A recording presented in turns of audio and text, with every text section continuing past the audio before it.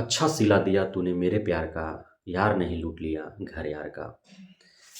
नमस्कार दोस्तों, मैं राकेश वर्मा आप सभी का स्वागत करता हूँ आपके अपने परिवार एशियन गुरुकुल पर। मैंने जो अभी बातें कहीं, जो शायद आपने बहुत बार सुना होगा, गुनगुनाया भी होगा, वह जो है, जो प्रकरण मैं सुनाने जा रहा हूँ इस वीडियो के माध्यम से सटीक बैठता है।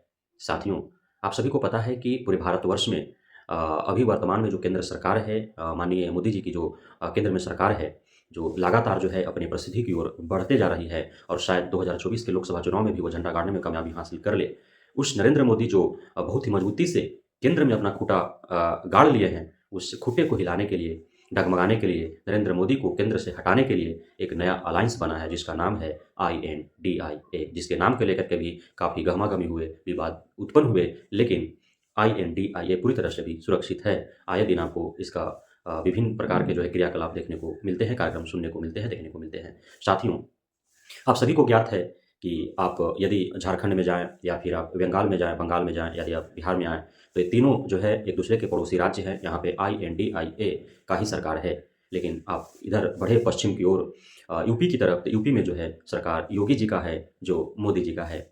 तो साथियों, यूपी की यदि बात न भी करें, चूँकि बिहार से जो है, बिहार और वहाँ की सरकारें जो है अलग अलायंस का है, लेकिन फिर भी कम से कम बंगाल और झारखंड को तो बिहार सरकार को साथ देना चाहिए था। बिहार सरकार के द्वारा उठाए गए कदमों से उन्हें भी कदम पे कदम का ताल मिलाना चाहिए था। बिहार सरकार के द्वारा जो किए जा रहे हैं कार्य, जिससे पड़ोसी राज्य के निवासियों को भी फ़ायदे हो रहे हैं, तो उस हित को देखते हुए चाहे बंगाल हो, चाहे झारखंड हो, वहाँ की राज्य सरकारों को बिहार वासियों के हित भी देखना चाहिए था, लेकिन ऐसा नहीं हुआ। साथियों, आप सभी को शायद ज्ञात न होगा, क्योंकि अब तक जब से हाईकोर्ट झारखंड का फैसला आया था, वहाँ के प्रारंभिक शिक्षक भर्ती को लेकर के उसमें यही कयासें लगाई जा रही थी। चूँकि सीटेट वालों को भी मौका देने की बात हुई और साथ ही पड़ोसी राज्यों के से जो टेट पास हैं, उन्हें भी मौका दिए जाने की बात हुई। तो इससे कयास लगाए जा रहे थे कि झारखंड में भी दूसरे राज्य के अभ्यर्थियों को जो है नाम मात्र का ही 10% या 15% ही मौका मिले, लेकिन मौका मिलेगा। लेकिन उस उम्मीद पर पानी फिर गया है साथियों।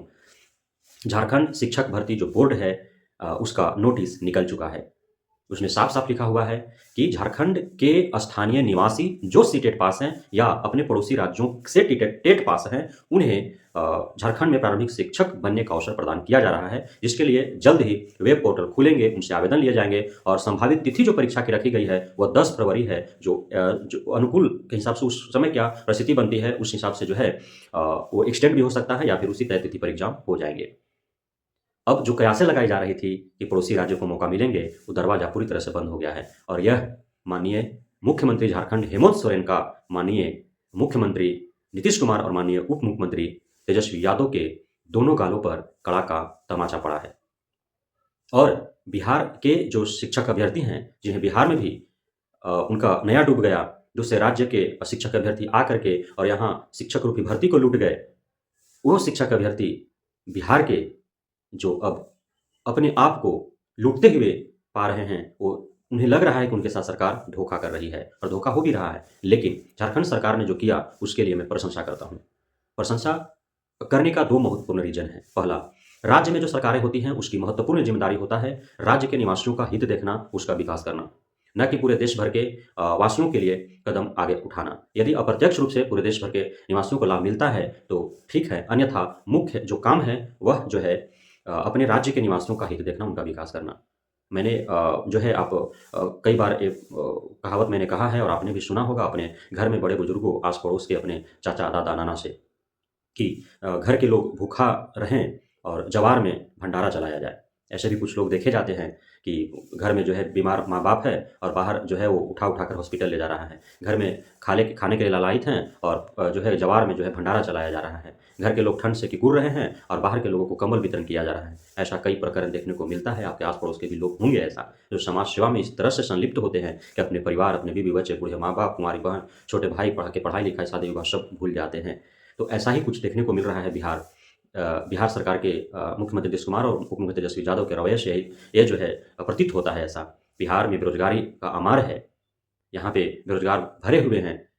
बीएड कर, डीएलएड कर, वे 1500, 2000, 2500 प्राइवेट स्कूल में पढ़ा रहे हैं या फिर दूसरे जगह जा करके वो मेहनत मजदूरी कर अपना किसी प्रकार से रोजी-रोटी चला रहे हैं और बिहार सरकार दूसरे राज्यों को बुला करके शिक्षक बना करके और वाहवाहियाँ लूट रही है कि बिहार में कनाडा का जॉब छोड़ करके आकर के जो है नौकरी ले रहा है।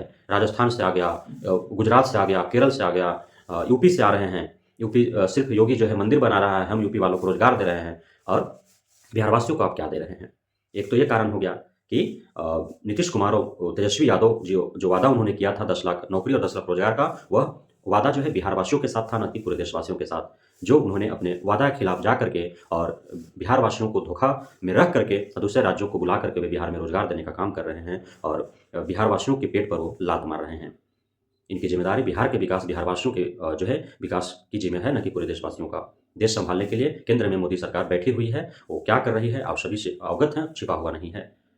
दूसरा जो सबसे महत्वपूर्ण कारण है जिसकी बात मैं बराबर कहते आया हूँ, जो हमारे बच्चों के भविष्य से जुड़ा हुआ है। साथियों, चाहे बच्चा झारखंड का हो, चाहे बच्चा बिहार का हो या बंगाल का हो, एक ही राज्य में आपको देखने को मिलेंगे अलग-अलग प्रकार की भाषाएँ आपको देखने और सुनने को मिलते हैं। भारत में एक कहावत है, कोस-कोस पर पानी बदले 3 कोस पर वानी।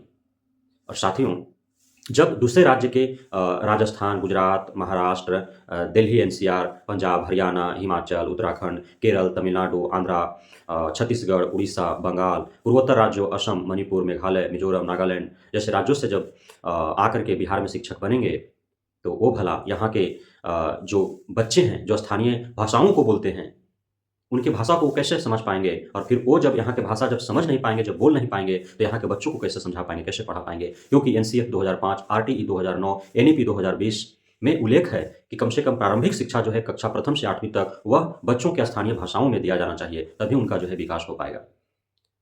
तो कैसे हो पाएगा आखिर? यह भी एक बहुत महत्वपूर्ण कारण है और मैं इन दोनों पॉइंटों को देखते हुए और झारखंड सरकार ने जो वहाँ के स्थानीय लोगों को ही प्रारंभिक शिक्षा में शिक्षक भर्ती में सम्मिलित होने का जो अवसर प्रदान किया है और दूसरे राज्यों, पड़ोसी राज्यों के शिक्षक अभ्यर्थियों को अवसर न देने की जो स्पष्ट उन्होंने स्टैंड क्लियर किया है, इसके लिए मैं झारखंड सरकार को प्रशंसा करता हूँ। लेकिन बिहार सरकार को मैं आलोचना करता हूँ कि अपने पड़ोसी राज्यों से इसे सीखना चाहिए और बिहार के बच्चों का जो भविष्य बर्बाद करने पर बिहार सरकार तुली हुई है अपने वाहवाही लूटने के चक्कर में, राजनीतिक लाभ लेने के आड़ में जो बिहार के बच्चों के साथ-साथ बच्चों के माता-पिता जो शिक्षक बन अपने बच्चों के भविष्य को बनाने के लिए ललायित हैं, साथ ही बिहार के सुदूर ग्रामीण इलाकों में रह रहे गरीब किसान जो समाज से पिछड़ा हुआ है, मुख्य धारा से न जुड़ा हुआ है, उनके बच्चे जो विद्यालय में पढ़ने आते हैं, भूमिहीन के बच्चों विद्यालय में पढ़ने आते हैं, उनके भविष्य को बर्बाद करने के लिए जो तुला हुआ है सरकार, उसके भविष्य को गढ़ने के लिए जो बिहार के ही स्थानीय निवासी जो ललायित हैं कि हमारे राज्य का विकास होगा, राज्य के बच्चों को हम पढ़ाएँगे और वे देश दुनिया में जाकर के अपना नाम रोशन करेंगे। उस सारे उम्मीदों पर, सारे सपने पर जो है बिहार सरकार ने पानी फेरने का काम किया है। सिर्फ चुनावी आड़ में अपने चुनावी स्टैंड दिखाने के लिए, पॉलिटिक्स लाभ लेने के लिए, राजनीतिक रोटियां सेकने के लिए और ये सारे कार्य जो है किए जा रहे हैं, जो आप सभी से छुपा हुआ नहीं है। नियुक्ति पत्र बांटने हेतु इतने बड़े मेगा शो अरबों रुपया कर्ज लेकर के खुले बाजार से 3,23,000 करोड़ रुपया खुले बाजार से कर्ज है। यदि आप विश्व बैंक, एशियाई विकास बैंक और आपका नाबार्ड जैसे संस्थाओं को छोड़ दिया जाए तो सिर्फ खुले बाजार से इतना कर्ज है।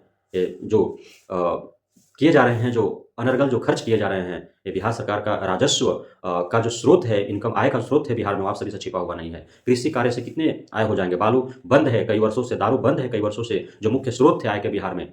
न यहाँ पे जंगल है, न खाद्यान्न है। कैसे आखिर इतने रुपए कहाँ से आएंगे? दूसरे राज्यों के बुला करके आप बिहार का राजस्व जो है, बिहार सरकार, बिहार के जो संसाधन है, जिस किसी भी प्रकार से जो अर्जित जो हो रहे हैं धन बिहार के राजस्व में, उसको जो है दूसरे राज्यों के निवासियों पर बांटे जा रहे हैं। यह बहुत ही दुखदायी है बिहारियों के लिए। इस पर जो है बिहार के शिक्षक और बिहार के अभिभावकों को भी खुले तौर पर बिहार सरकार के खिलाफ आंदोलन करने की आवश्यकता है, तभी जाकर के जो है बिहारियों को सही मायने में बिहार में नौकरी मिल पाएगी। अन्यथा इसी प्रकार जो है हाथ पर हाथ धरे बैठे रहेंगे और बेरोजगार का आलम ऐसा आएगा बिहार में कि दर-दर भटकते चले जाएंगे। आपको पंजाब और हरियाणा के लोग बिहार में आकर के जिन बच्चों को पढ़ाएंगे, उन बच्चे के माता-पिता पंजाब हरियाणा में जाकर के गेहूँ काटते नजर आएंगे, यूपी में जाकर के गेहूँ काटते नजर आएंगे, बंगाल में जाकर के धान काटते नजर आएंगे, जाकर के कहीं किसी का शौचालय साफ करते हुए नजर आएंगे, कहीं पे जो है हाउस कीपिंग का काम करते हुए नजर आएंगे।